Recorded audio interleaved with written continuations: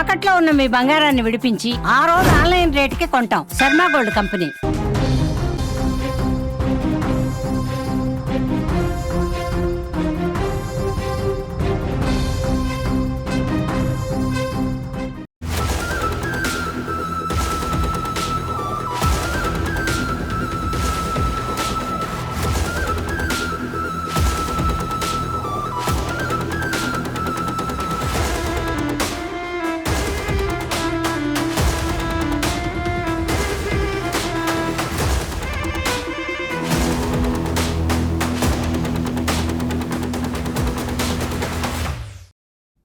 అతిపెద్ద ప్రశ్న, సౌజన్యని చంపింది కూడా ఈ వందల హత్యలు చేసిన వాళ్ళేనా?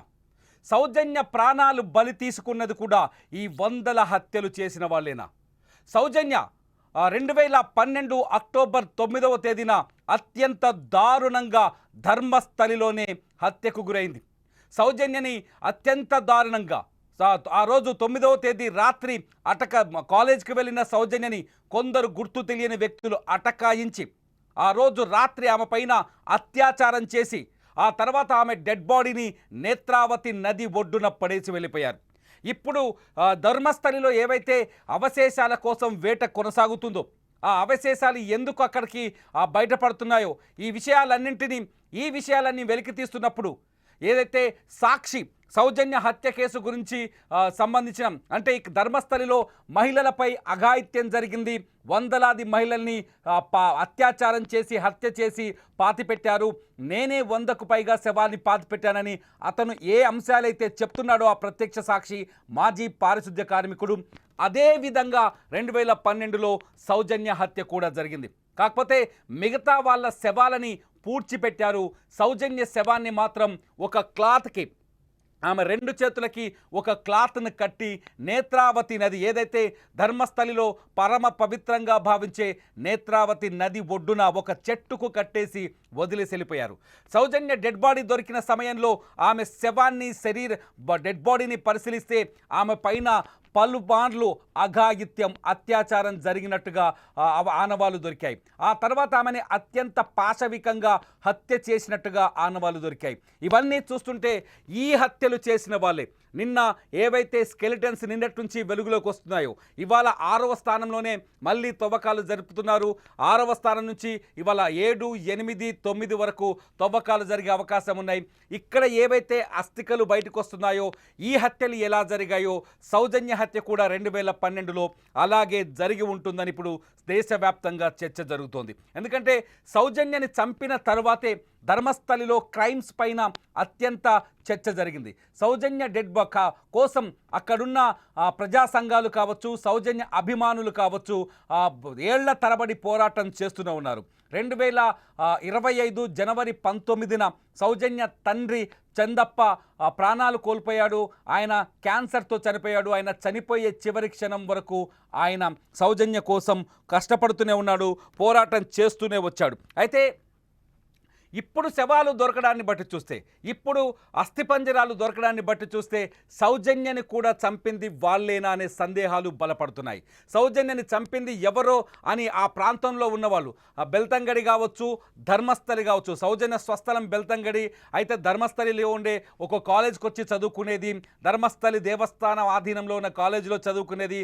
17 ఏళ్ల వయసున్న సౌజన్య కాలేజ్కి బయలుదేరిన సమయంలో దుండగులు అటకాయించారు అక్టోబర్ 9, 2012న. ఆ తర్వాత ఆమెను తీసుకెళ్ళి ధర్మస్థలి అడవుల్లోకి తీసుకెళ్ళి అత్యాచారం చేసి, ఒక్కరు కాదు ఆమె పైన గ్యాంగ్ రేప్ జరిగిందని అప్పట్లోనే ఆమె పోస్ట్ మార్టం రిపోర్ట్లో వచ్చింది. ఆ తర్వాత హత్య చేసినట్టుగా తెలియదు. ఇప్పుడు దొరుకుతున్న శవాలను బట్టి చూస్తే ఇదే స్థాయిలో 2003లో డాక్టర్ అనన్య కూడా మిస్ అయింది.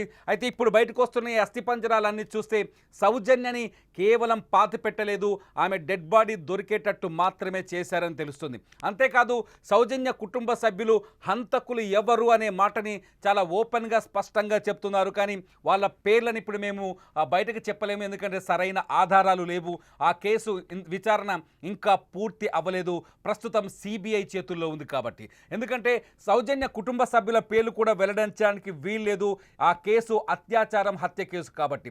సౌజన్య ఫ్యామిలీ మెంబర్స్తో సుమన్ టీవీ మాట్లాడినప్పుడు చాలా స్పష్టంగా చెప్పారు, హంతకులు ఎవరో అందరికీ తెలుసు, వాళ్ళని కాపాడడానికి అనేక ప్రయత్నాలు జరుగుతున్నాయి, 5 దశాబ్దాలుగా ఆ ప్రాంతాన్ని వాళ్ళు ఏలుతున్నారని చాలా స్పష్టంగా చెప్తున్నారు సౌజన్య కుటుంబ సభ్యులు. సౌజన్య తాత ఒక సంచలనమైన ఆరోపణ చేశాడు. ప్రస్తుతం ఏదైతే మాజీ పారిశుద్ధ్య కార్మికుడు చెప్పిన మాటలను బట్టి ఆయన శవాలు పాతిపెట్టిన ప్రాంతాన్ని గుర్తించడంతో ఆ సౌజన్య తాత చాలా స్పష్టంగా చెప్పాడు, ఇది ధర్మస్థలలో సహజమైన విషయం. ఇక్కడ వేరే ప్రాంతాల నుంచి దర్శనానికి వచ్చో చదువు కోసం వచ్చే మహిళల్ని ఖచ్చితంగా అఘాయిత్యం చేసి హత్య చేసిన సందర్భాలు సంఘటనలు వందల్లో ఉన్నాయి.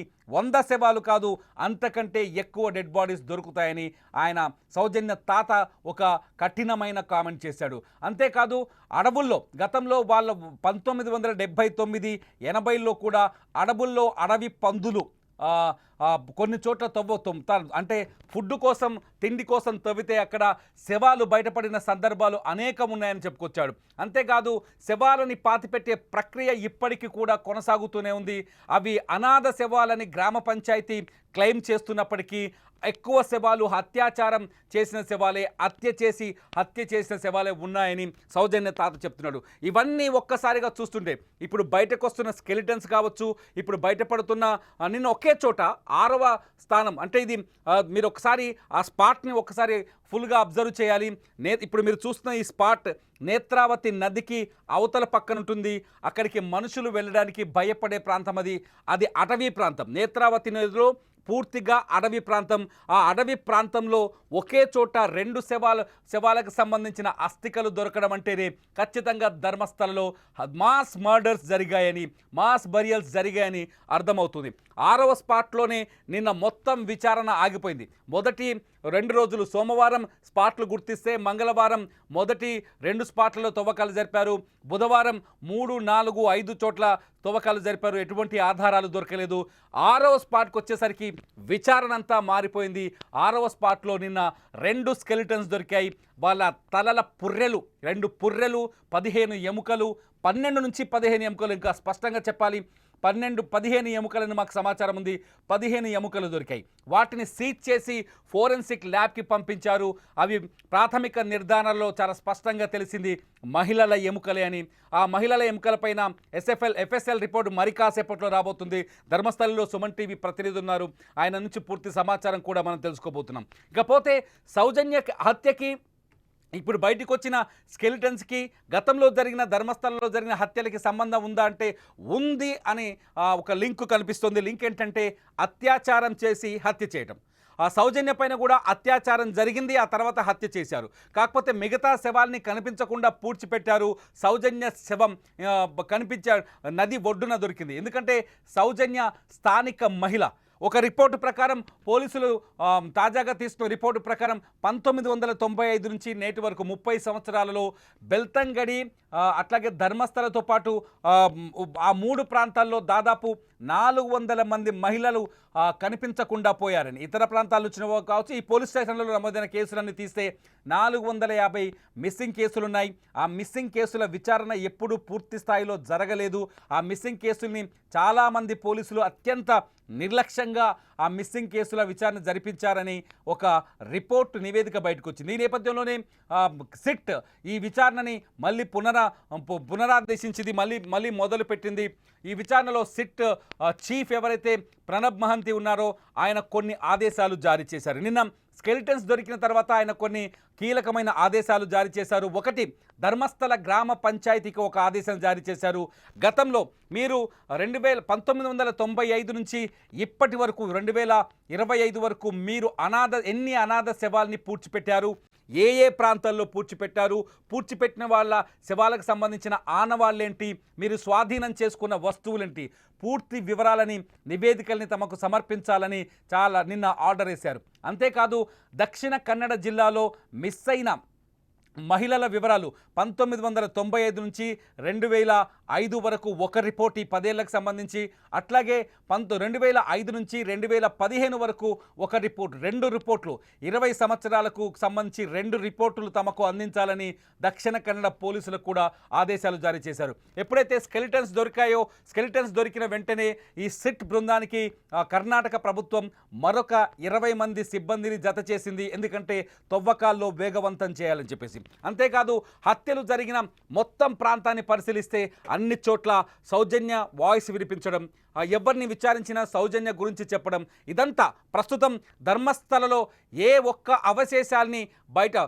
అవశేషాలు బయటపడుతుండొచ్చో, ఒక్కొక్క అవశేషాలు బయటపడుతుండడంతో ధర్మస్థలలో సౌజన్య అనే అమ్మాయి గురించే అక్కడ మాట్లాడుతున్నారు. ఆ హత్య కేసు ఇప్పుడు మళ్ళీ తెరపైకి వచ్చింది. 2012లో ఒకసారి సౌజన్య హత్యలోకి వెళ్తే, ఆ వివరాల్లోకి వెళ్తే, 2012లో అక్టోబర్ 9వ తేదీన సౌజన్య 17 ఏళ్ల బాలిక అత్యంత దారుణంగా అత్యాచారానికి గురై ఘోరంగా హత్యకు గురైంది. ఈ ఘోరం ఎవరు చేశారన్నది ఇప్పటికీ తెలియలేదు. దాదాపు 11 ఏళ్ల వరకు ఈ కేసులో నిందితులు దొరకలేదు. అసలు 2012 అక్టోబర్ 9వ తేదీన ఏం జరిగిందనేది అసలు ఆ రోజు నుంచి ఈ రోజు వరకు ఒక్కసారి పరిశీలిస్తే అనేక సందేహాలు కలుగుతున్నాయి. కర్ణాటక రాష్ట్రంలోని దక్షిణ కన్నడ జిల్లా ధర్మస్థలం సమీపంలోని పంగల గ్రామానికి చెందిన 17 ఏళ్ల సౌజన్య ఉజేరాలోని శ్రీ ధర్మస్థల మంజునాథేశ్వర SDM కళాశాలలో ప్రీ యూనివర్సిటీ కోర్సు చదువుకునేది. సౌజన్య ఇంటి నుంచి కాలేజీకి సుమారు 5 కిలోమీటర్ల దూరం ఉంటుంది. సౌజన్య ఎప్పటిలాగే 2012 అక్టోబర్ 9వ తేదీన కూడా తన కాలేజీకి వెళ్ళింది. ఆ రోజు వాళ్ళ ఊరిలో ఒక చిన్న పండగ జరిగి ఉండడంతో సౌజన్య ఉదయం 7:30కే కొత్త బట్టలు వేసుకొని కాలేజీకి వెళ్ళింది. కానీ ఆ రోజు కాలేజీలో స్పెషల్ క్లాస్ ఉండడంతో ఫ్రెండ్ బాక్సులో భోజనం షేర్ చేసుకుంది. క్లాస్ అయిపోయిన తర్వాత మధ్యాహ్నం 3:30కి తను నేత్రావతి బస్ స్టాప్లో దిగింది. అక్కడి నుండి వాళ్ళ ఇంటికి 3 కిలోమీటర్ల దూరం ఉంటుంది. మీరు స్క్రీన్ పైన చూస్తున్నారు నేత్రావతి బస్ స్టాప్. ఈ బస్ స్టాప్లోనే సౌజన్య ఆ రోజు దిగింది. ఎవరూ తోడు లేకపోవడంతో సౌజన్య ఒక్కతే నడుచుకుంటూ ఇంటికి బయలుదేరింది. 1 కిలోమీటర్ దూరం వెళ్ళిన తర్వాత ప్రకృతి వైద్యశాల వాచ్మెన్ ఆమెను చూశాడు. అలా కొంచెం దూరం నడుచుకుంటూ వెళుతుంటే సౌజన్యకు వాళ్ళ మేనమామ కూడా కనిపించాడు. పండగ రోజు కూడా ఇంత లేటుగా ఎందుకు వస్తున్నావని తన మేనమామ అడగడంతో కాలేజీలో స్పెషల్ క్లాస్ ఉందంటూ కొంత సమయం సౌజన్య తన మేనమామ రోడ్డుపైనే మాట్లాడుకున్నారు. ఆ తర్వాత సౌజన్య ఇంటి వైపుగా బయలుదేరింది. కానీ ఇంటికి చేరలేదు సౌజన్య. మేనమామ మాట్లాడిన తర్వాత ఇంటికి వెళ్ళలేదు సౌజన్య. ఆ రోజు రాత్రి 7:30 అయింది. సౌజన్య ఇంటికి రాకపోవడంతో వాళ్ళ అమ్మ వెంటనే తన భర్తకి ఫోన్ చేసి విషయం చెప్పింది. రోజు 3-4 గంటలకే వచ్చే సౌజన్య తన కూతురు ఆ రోజు 7:30 అయినా ఇంకా ఇంటికి రాకపోవడంతో వెంటనే సౌజన్య ఫ్రెండ్స్కి ఫోన్ చేశారు. సౌజన్య మీ ఇంట్లో ఉందా అని అడిగారు. కానీ ఆమె నేత్రావతి బస్ స్టాప్ దగ్గర బస్ దిగిందని, తమ ఇంట్లో పండగ ఉండటం వల్ల తొందరగా బయలుదేరామని, సౌజన్య వాళ్ళ ఇంటి వైపు నడుచుకుంటూ వెళ్ళిందని సమాధానం వచ్చింది. ఇది ఇప్పుడు మీరు చూస్తున్న ఈ ప్లేస్ అంతా సౌజన్య నడుచుకుంటూ వెళ్ళిన ప్రాంతం. ఈ ప్రాంతంలోనే సౌజన్య చివరిగా కనిపించిన ప్రాంతం. దీంతో కుటుంబ సభ్యులు సౌజన్య ఇంటికి రాకపోవడంతో మరింత భయపడిపోయిన సౌజన్య తండ్రి తన బంధువులందరికీ ఫోన్ చేశాడు. అప్పుడు సౌజన్య వాళ్ళ మామ, నేను సౌజన్యని మధ్యాహ్నం 3:45 మా ఇంటి రోడ్డులో నడుచుకుంటూ వెళ్ళడం చూశాను అని చెప్పాడు. తర్వాత తను వెళ్ళిపోయిన సౌజన్య ఇంటి వైపు వచ్చిందని సమాధానం ఇచ్చాడు. ఆ రోజు రాత్రి 11 గంటల వరకు సుమారు 100 నుండి 200 మంది గ్రామస్తులు, దాదాపు 100 నుంచి 200 మంది గ్రామస్తులు చుట్టుపక్కల ప్రాంతాల్లో సౌజన్య కోసం గాలించారు. కానీ ఎటువంటి ఆచూకీ దొరకలేదు. దాంతో అక్కడి నుంచి నేరుగా పోలీస్ స్టేషన్కి వెళ్ళి ఫిర్యాదు చేసే ప్రయత్నం చేశారు. కానీ పోలీసులు 24 గంటలయ్యే వరకు కంప్లైంట్ తీసుకోబోమని చెప్పారు. దీంతో సౌజన్య కుటుంబ సభ్యులు తిరిగి ఇంటికి వెళ్ళారు.